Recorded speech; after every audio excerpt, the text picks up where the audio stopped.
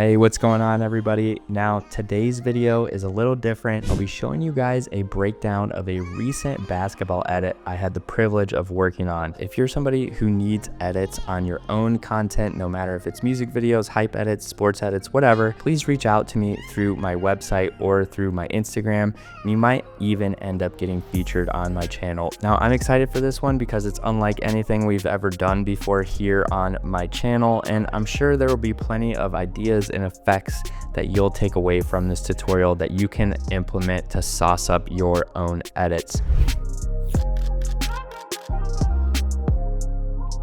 So we are starting today's edit here in Premiere Pro, and I've already imported all of our footage onto our timeline, and I can see over here in our project bin that all this footage was shot in 59.94 frames per second. The very first thing I'm going to do is come up here to sequence settings and make sure that my frame rate of my editing sequence is in the same frame rate as the footage. I'm going to hit OK. I'm going to take a Lumetri color and apply that to each clip, and just tweak things like white balance and maybe add a little contrast back into some of these clips. Just find something white in the shot, click on it, and then we can kind of manually adjust from there until we get something nice. So here's the before, here's the after. You can see it just cools it down slightly. So now what I'm gonna do is take this Lumetri color, I'm just gonna take this and throw it on each of our clips and just make sure that the white balance looks consistent across all the clips. So we're done color correcting our footage, and the next step for us is going to be applying a warp stabilizer onto each of these clips. And I'm going to do this because all of these clips were filmed handheld, so there's a lot of little shakes and bumps that I'm noticing. So let's take a warp stabilizer and drag it onto our first clip here. I'm going to change the smoothness from 50%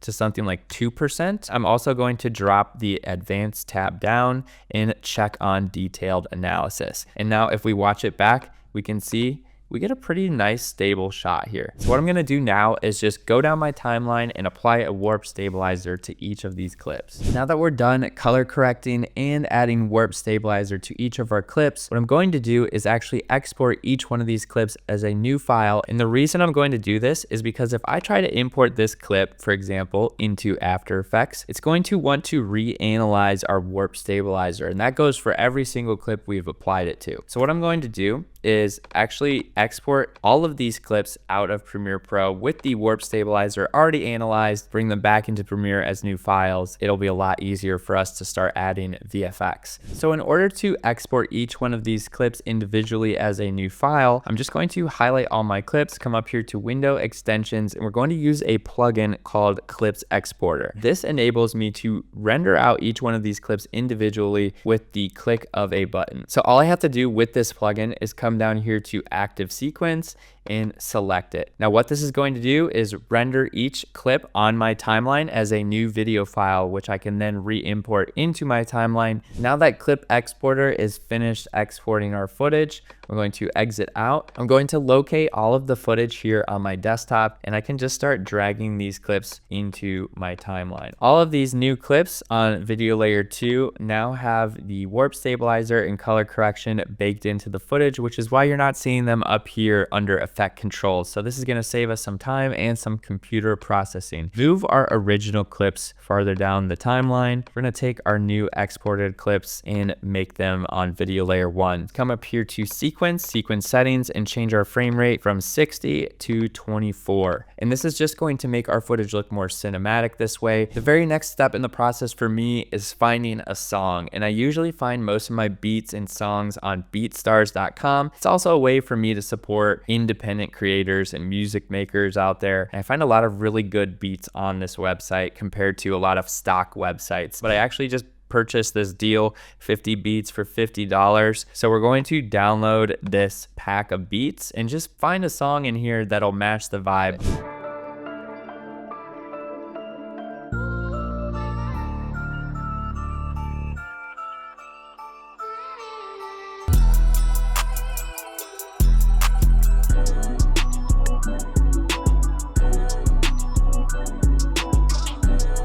Fire. I think this was the winner for me. So import our song here into Premiere. I'm gonna click and drag it to our bottom layer, and I'm just gonna cut the song for where I want the intro to start. So I know I don't want this very first part, so I'm gonna cut it just after this very first intro.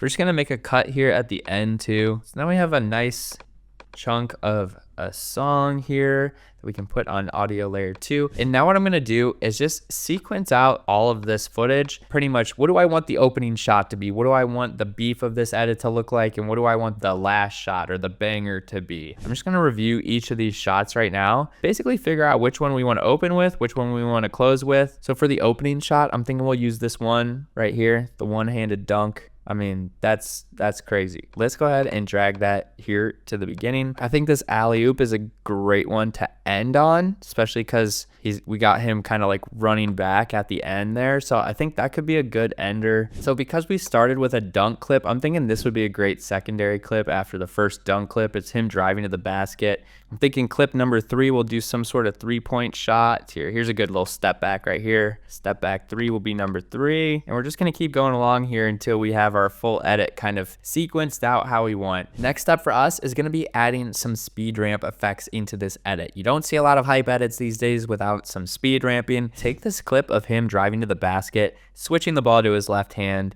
and finishing the play at the hoop. Hold Option, drag it up to video layer 2 so it duplicates. Right click on this new layer and hit replace with After Effects composition. So I'm gonna click on our clip, right click, and hit time, enable time remapping. And this should create a keyframe here at the beginning by default. What we need to do is just basically figure out where we want this clip to start slowing down. Right as he goes in, like right here, this is like where we want it to be the slowest, like right about there. So we're gonna make a keyframe here. We'll make a keyframe on either side of this. So when do we want the slow-mo to start? It'll be right about here. I'll make a keyframe there. And then where's the slow-mo gonna end? Probably right about here after the ball falls through the basket. So what we're going to do is at this point we created where it's going to be the slowest, we're going to take this point and actually drag it back a few frames to the right. So this will slow our clip down right here as he's going to the basket, and then it'll speed it up as he's kind of falling to the ground. Next, what we're going to do is take all 3 of these keyframes, right click on them and hit Easy Ease. Probably the most important part of speed ramping, it's going to be turning on this frame blending right here. If you don't see this little box for frame blending, just make sure you have your layer switches pane selected. And we're going to click this until we get this little arrow icon. And this is going to give us a super smooth slow motion. So let's just take a look at what this looks like right now at full speed.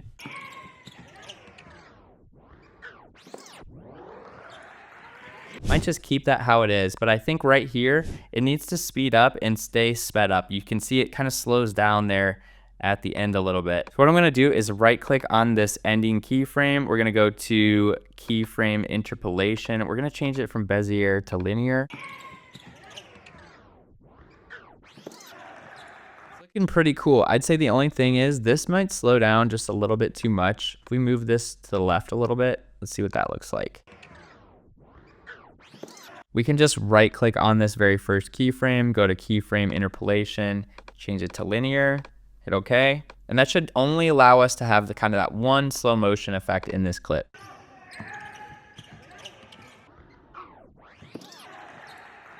If I want to add some more speed ramping effects to this, like maybe we add something to this little fake right here and it gets really slow, like right when he looks up and like stops right there. So like maybe this part gets really slow. We can make a keyframe there. And then on either side of that, let's say the slow motion is going to start right about here. And then it's going to end as he's cutting to the basket right there. And then we take that middle keyframe and we move it to the right. We're extending out that point in time. We're going to go to Easy Ease, and now we're going to get another speed ramp on this exact clip. So once I'm done with speed ramping this clip, what I'm going to do is just come up here to composition, add to render queue. We're going to make sure that it renders out as a lossless file. So the next clip in our timeline, he kind of takes a step in towards the hoop, fakes his defender out, steps back, hits the 3. I'm going to duplicate our clip, right click on the new layer, hit replace with After Effects composition, and let's add a few speed ramps to this clip. So I'm going to right click on this clip, go to time, enable time remapping, and then we're going to want the slow motion to start as he's taking that first step in and faking out his defender. And then it's going to be the slowest right here, kind of as he's pushing himself back. And then it's going to go back to normal speed right before he hits his jump shot. So now I'm going to take this middle keyframe, I'm going to move it back a few frames, I'm gonna right click on it, hit easy ease. And then of course, we wanna make sure we turn frame blending on so it's extra crispy. And then we're gonna also add a speed ramp for when he swishes the 3. Right as soon as the ball hits the net, that's when our slow motion is gonna start. And then it'll be the slowest right as it's going through the net. And then it'll go back to normal speed as it's kind of falling. And then we'll take our middle keyframe, right click on it, easy ease. We'll move it to the right a few frames. And that'll give us a nice speed ramp as the ball is going into the basketball net. So now all together, let's see what we're looking like. We're just gonna save this clip. I'm gonna add it to my render queue, and I'm gonna finish out speed ramping the rest of these video clips. So now that I'm done adding my speed ramps, you can see all of our speed ramps are waiting here, waiting for export. So what I'm gonna do from here is just hit render. So now that we're back in Premiere Pro, what I'm gonna do is just click and drag all my recent exports from After Effects and put them into our timeline in Premiere above the dynamic link layer. And now I also have access to the original audio for each clip as well, because sometimes when you're speed ramping, the audio gets that really weird warpy sound. The next effect we're going to add onto a few of these clips is just kind of this clone echo trail effect. I like this one of the one-handed dunk. Let's go ahead and try this one for an echo effect. So I'm gonna right click on it because we're going to be doing some rotoscoping for this effect. I'm going to nest my clip here in Premiere Pro. And what this is gonna do is it's just gonna lock in our sequence frame rate of 24 frames per second. It's going to maintain that frame rate when we bring it into After Effects. You can see it imports as a pre-comp. Duplicate this layer, and on this top layer, I'm gonna grab my Roto Brush tool. I'm gonna double click, highlight over Darius as he's kind of coming down the court here. And now this first rotoscope doesn't have to be perfect. Obviously he's a little blurry in the background, but let's just get it as good as we possibly can here. And I'm just going to continue to rotoscope him as he's coming down the court. So I'm just going to hold H,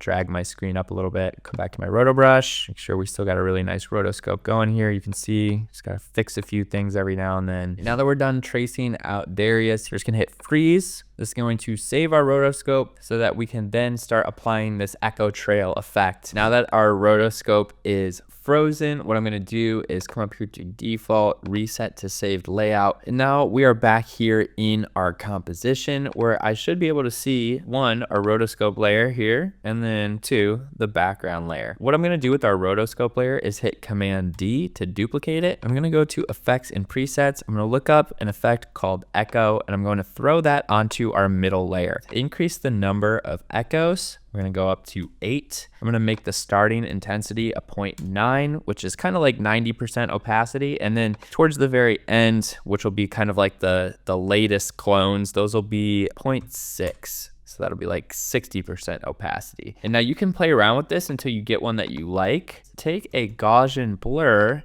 throw that onto our clone layer here, and I'm going to increase the Gaussian blur until our clones kind of get a little bit more blurred together like that. I think maybe we hold off on these clones until he slams it through, go to where the dunk happens right here.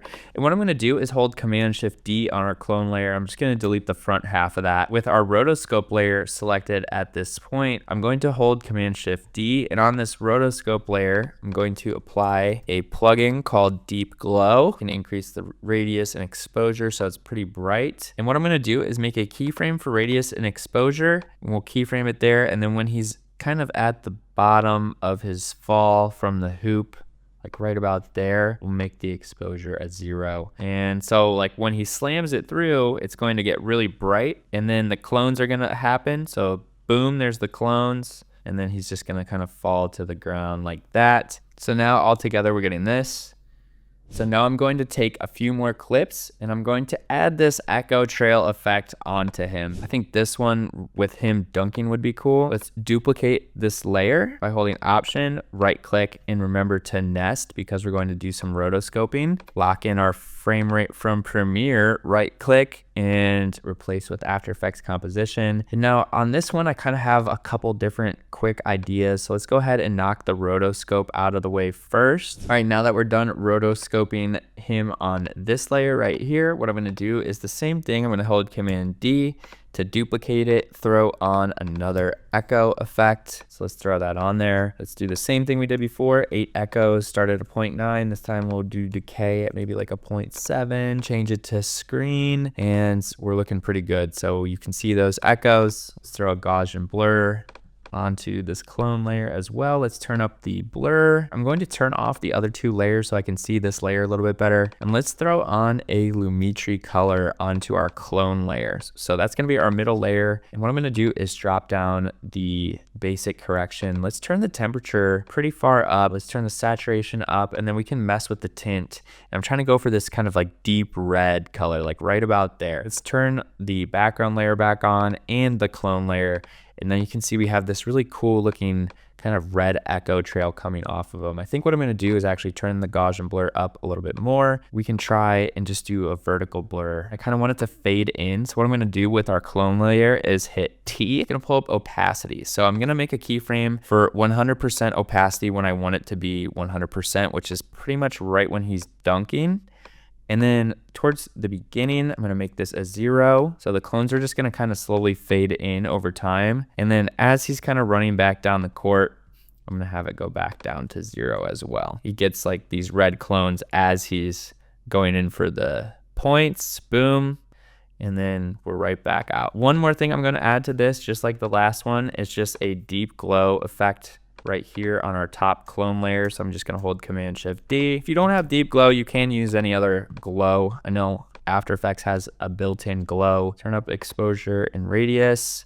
And then as he falls back down to the floor, we'll reset those back down to 0. I think what I'm gonna do to make him stand out even more is decrease the opacity of our background layer. So what I'm gonna do is hit T on my keyboard, open up the background opacity, keyframe it at 100. As he's dunking, let's actually bring the opacity down. Let's go to like 40% maybe even, and then have it come back up as he's running back down the court. It's like that. So it'll kind of get dark, focus in, dunk, and then back to normal. Right click on these opacity keyframes, and we're gonna go to keyframe assistant, easy ease, and let's add it to our render queue to bring it back into Premiere Pro. The next effect we're gonna throw in are just some like hype glitches. So I'm gonna just take this basic clip of him just kind of dunking the basketball. It's not the most exciting clip, but we're gonna make it exciting. So we're gonna hit nest, right click, hit OK. Bring it into After Effects. The first step, same as the last 2 effects, I'm just gonna rotoscope out the basketball player. So now that he's rotoscoped, I'm just gonna freeze our layer. And once that's done, I'm going to reset to saved layout. We're back here in our main composition. So right before he's about to put the ball in the basket, I'm going to take my background layer, hold Command-Shift-D to cut it. We're going to look up an effect called BCC Video Glitch. Now this is from the Boris Effects Continuum plugin suite, which I'll make sure to leave a link to down below, but we're just gonna throw this onto our background layers. Go up to Effects Editor, and this plugin gives us a lot of different presets to choose from in terms of like what our glitch is gonna look like. So for this one, I actually really like this preset called Flickering Big Block Shift. Now what I'm gonna do is just take the glitch intensity down a little bit, just so it's a little bit less there, a little bit more subtle. So boom, there's the dunk, there's some glitches happening. Now I think right here, I kind of want the glitch to stop for a little bit and make a cut there. And then as he falls to the ground, that's when it'll pick back up. So on this little in-between clip, we'll just remove the video glitch, and then it'll pick back up when he's hitting the ground right there. So boom, and then we'll make another cut right there. Let's make it not glitch until he's like maybe right here. That looks pretty dope. Make a cut right there on this middle clip, just delete the video glitch. That's looking pretty dope. Just a little sauce like that really can turn and edit up a notch. Let's move on to what is called a radial blur effect. So I really like using radial blur when there's a clip or a subject in your shot that you really want to focus the viewer's eyes on. This clip here on my timeline, it has him dunking, but there's all this stuff going on around the sides of this clip. We got the scoreboard stuff, the stuff on the wall, there's people in the background. It's kind of distracting from the actual actions. Duplicate our footage. I'm gonna right click, replace with After Effects composition, right click, create new adjustment layer. I'm going to throw a radial blur effect onto this adjustment layer, and you'll see what that does here. Take the amount from 10. We're gonna make a keyframe at 0. As the shot progresses and he kind of falls to the floor, I think we'll have this shot probably end like right here. Hit Command-Shift-D on these layers. Okay, so with our adjustment layer selected, towards the end of this clip, we're gonna change the blur amount from 0 and let's go all the way up to about 20. I can hit U on my keyboard to pull up that keyframe. So now it's going to be a gradual radial blur as this clip progresses. So you can see it start really getting noticeable as he's dunking. In order for us to really see the dunk, we need to add a mask to this radial blur. So what I'm going to do is come up here to my shape tool, click and select kind of just like this circular shape here in the middle of my frame. And then under my mask, I'm going to select invert, feather the mask edges. So let's bring that up. Let's go to about 140. And now you can see we're really locked in on the action here right in the middle. So we're going to start getting a little bit even more creative here. And what I'm going to do with this shot, as he's kind of driving down the court towards the rim, add kind of like a fire trail coming off of his run. In order to do this, what we're going to do is duplicate this clip here in Premiere, right click. For this one, I think I am going to nest it just in case we need to rotoscope. And then I'm going to right click and hit replace with After Effects composition. So with our clip imported into After Effects, the very first thing I'm going to do is go up to the top here and switch to motion tracking. With motion tracking selected, you should see these options here. And what I'm going to do with my clip selected is go ahead and track camera. But I know I don't need to track the whole shot because the fire is only going to be in it until about right here. So let's go ahead and hit Command-Shift-D.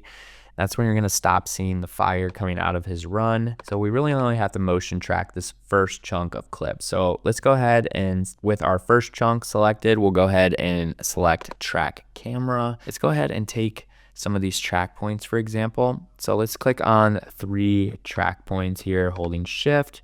I can right click and we can say create null and camera, and that will create a null object and a 3D camera tracker. Click and drag our ground fire. Now I got this fire overlay from actionvfx.com. What we're going to do is take this ground fire and attach it with the parent pick whip tool to the null object. Next, what you have to do is make sure you have 3D turned on for your fire layer, and you can see there it's sticking in the background. Now we just have to tweak it so it lines up with his run. So what I'm going to do is open up the transform properties. I'm going to increase the scale and can also increase the position. This is basically just some fine tweaks here. So we're going to just rotate the fire, scale the fire up until it looks like it could be actually on the court. It looks like it matches the camera angle. And we want it to kind of match where he's running on the court as well. And now we have this fire trail on the basketball court.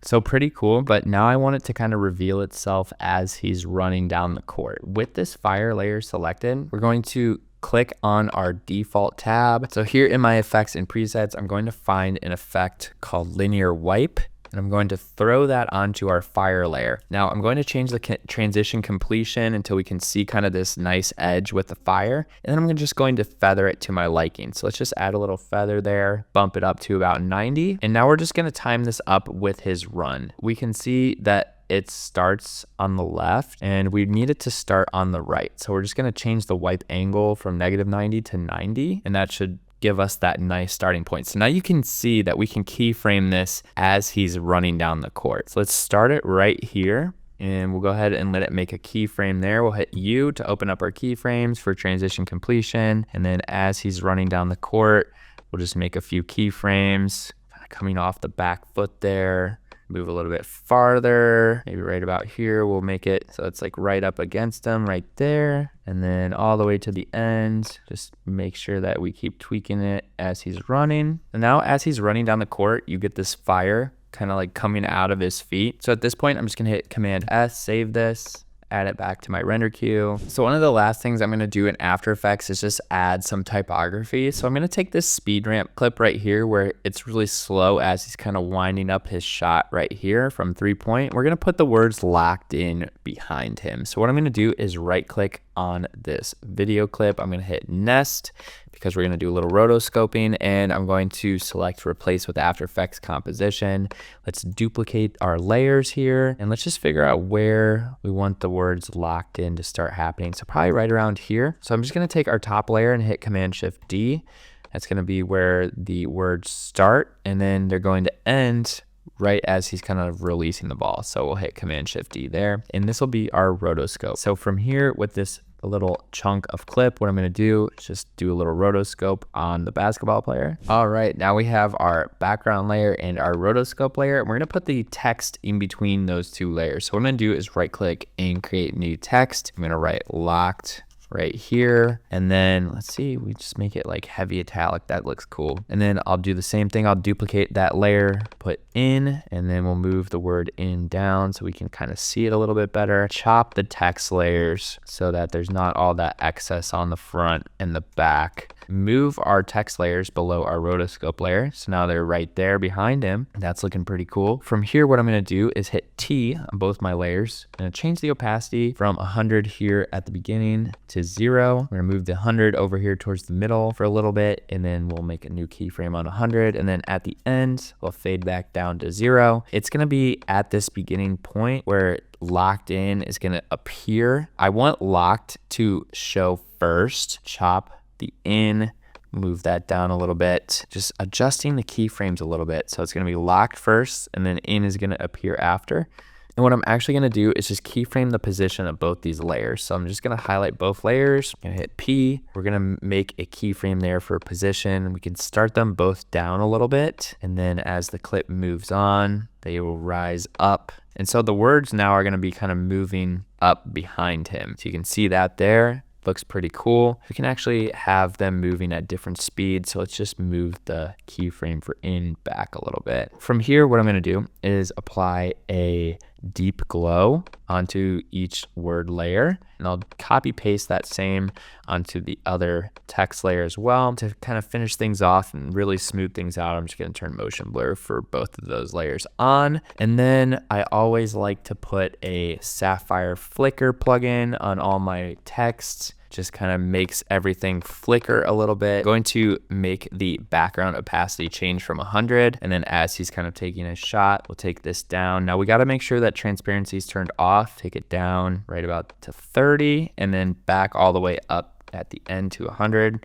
So it goes kind of dark and then back out. What I can do is pre-compose my text layers so I don't have to move the position independently. We can actually just move both those layers up a little bit so that they're both more kind of by his head. I think what else I'm going to add is I'm going to go into my text layers, and I'm just going to apply a wiggle position. So we can just type in wiggle and throw that onto our text layers. I'm going to change the wiggle amount to maybe like 30 on one of them, and then we'll just leave it at 50 on the other. So that way they're just wiggling a little bit as they're kind of moving up. All right, so for now, we're just going to hit Command S, add this to our render queue, and bring it back into Premiere. Next for us is going to be basically syncing our edits to the song. What I'm going to do now is basically just listen to the first beat drop and figure out where I can add this first dunk so that it hits right on the beat drop. So let's just see here where the dunk is. It's like right about there is where the dunk starts. So I'm just gonna make a cut there so I can see where that's happening, and then we can move that over right on top of our beat drop right here. So now we're getting this with the beat drop.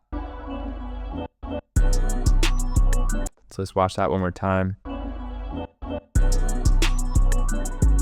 And then let's just see where the next clip, how fast it should go. So this next one is him faking him out, moving in slow motion towards the basket. And also let's make sure that this first clip doesn't last very long. I think it can end right about there. And then let's see if this times up.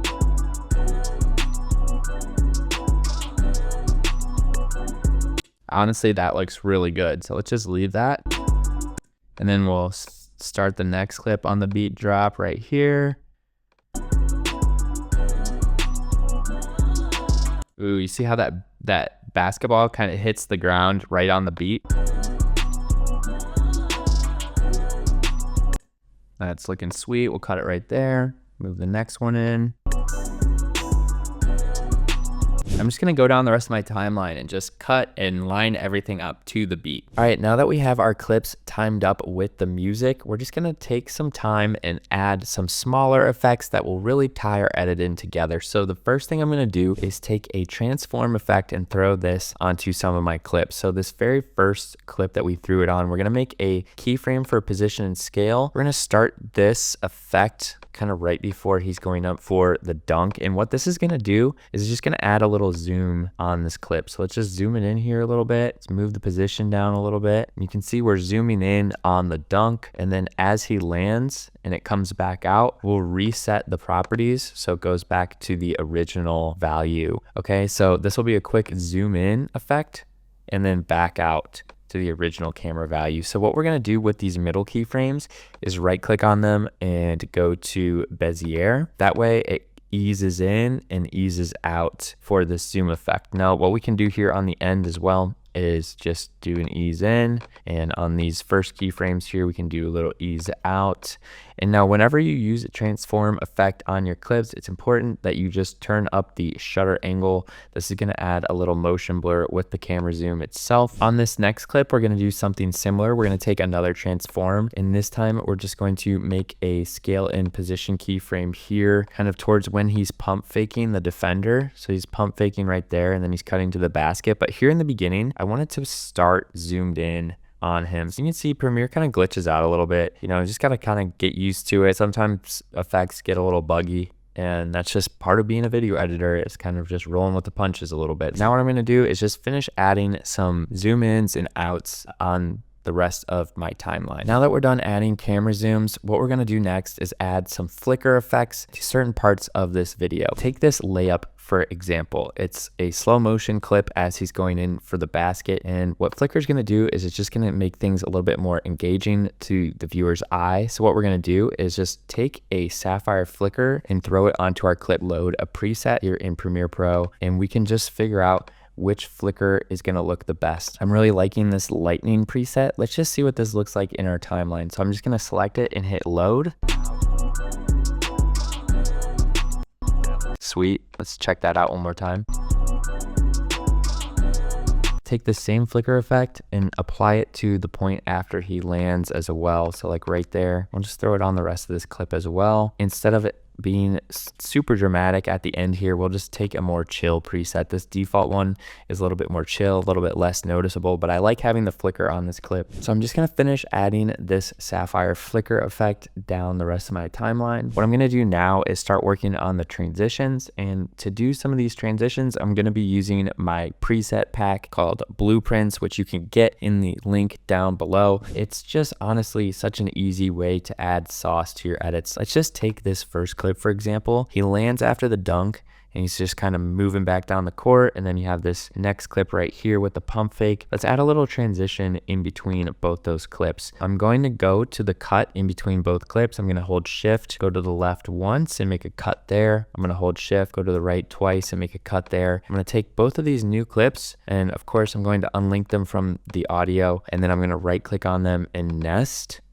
And this is going to basically sandwich both those clips together. And now I can just click and drag a transition preset on top of this nested sequence, and it'll give us a really nice transition. So let's take this one called Flare. Let's throw that onto our edit right there. You can see we get a nice little flare coming off the right side of that.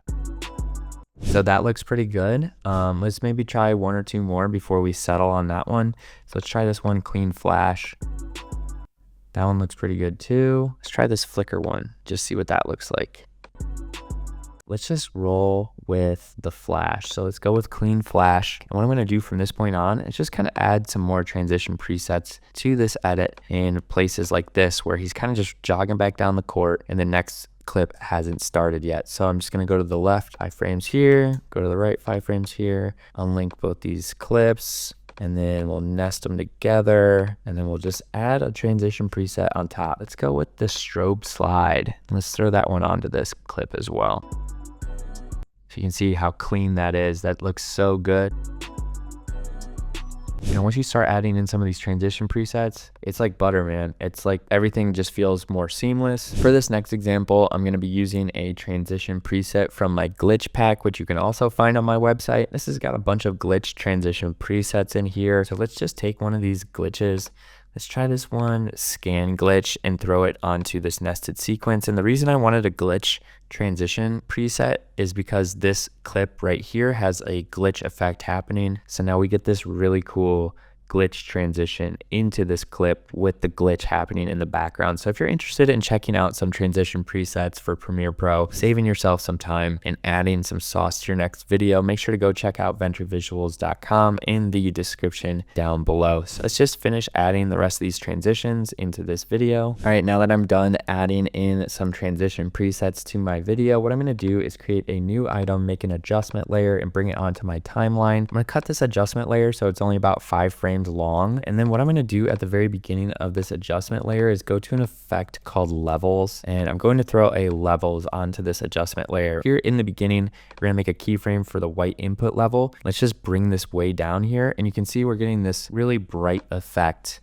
The farther down I bring this number, we're going to leave it pretty low here in the beginning, and then towards the end, we'll just reset it, drag that keyframe to the end, and we'll right click on that secondary keyframe and hit ease in. And this is going to be a quick flash effect we're going to throw around our timeline. So for example, let's just start it here at the beginning and you'll see what I mean. So let's just copy paste this down our timeline.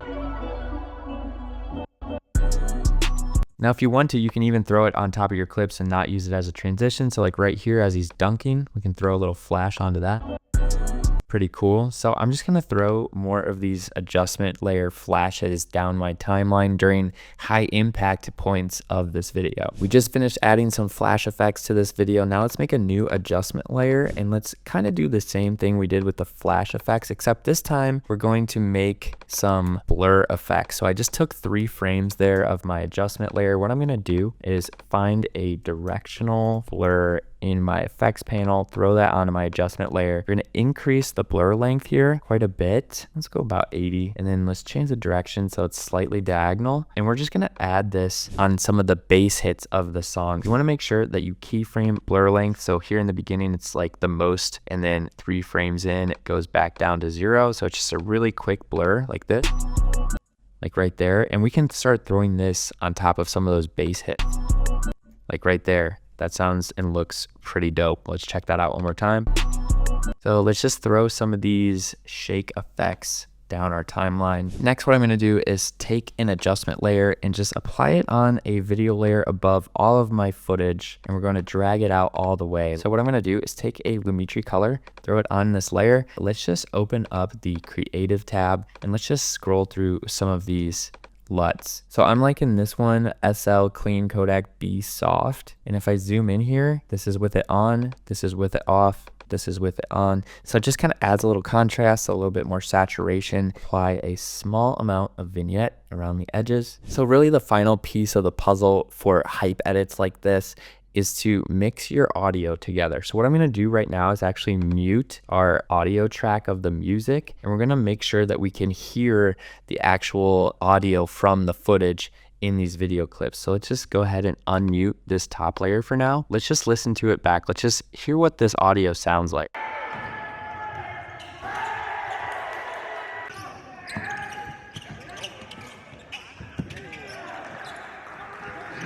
You want to make sure that you crossfade your audio. So I'm going to take this one called Constant Power. I'm just going to apply it to the cut in between both these clips, and that should blend our audio together.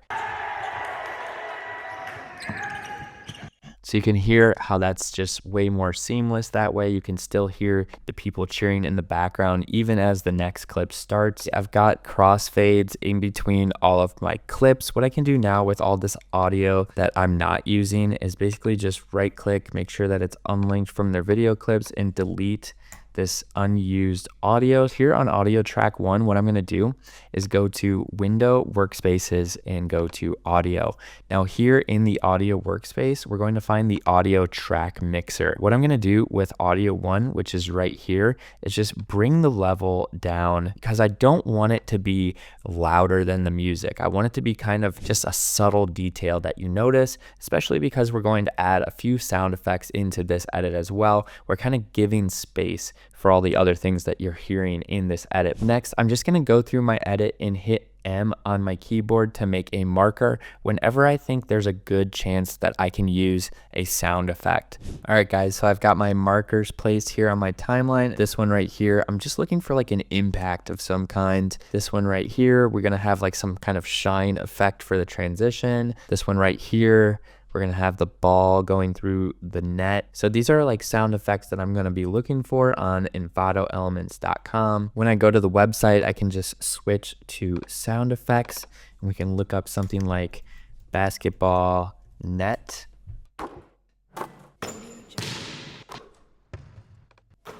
So many to choose from. So what I'm going to do now is just try to find the sound effects that I need, bring them back into Premiere Pro, and I'll meet you guys then. All right, so I just finished adding in all my sound effects and timing them up with the actual things happening in the video. And now what I'm going to do is just turn all of them down so that they're in the background. The loudest part of this video we want to have is going to be the beat, followed by the actual footage, audio, and then the sound effects kind of enhancing everything. So let's just go through this with just the sound effects and just make sure nothing's too loud. So like you can see that bass hit right there is hitting, let's bring that down -10. There we go. Remember, we want it kind of be in the background. Lower all these by like -7. You can do this one -7, this one -7. Now we're talking. So I'm just going to go through the rest of this and just kind of equal out all the sound effects. Once I have all my sound effects mixed into the edit, the last thing I'm going to do is just add an exponential fade to the end of the edit's audio so that it kind of fades out. And then I'm going to do a similar thing here towards the beginning. I'm just going to add a constant power for those tracks in the beginning. Let's make sure that we put one on our actual video audio as well.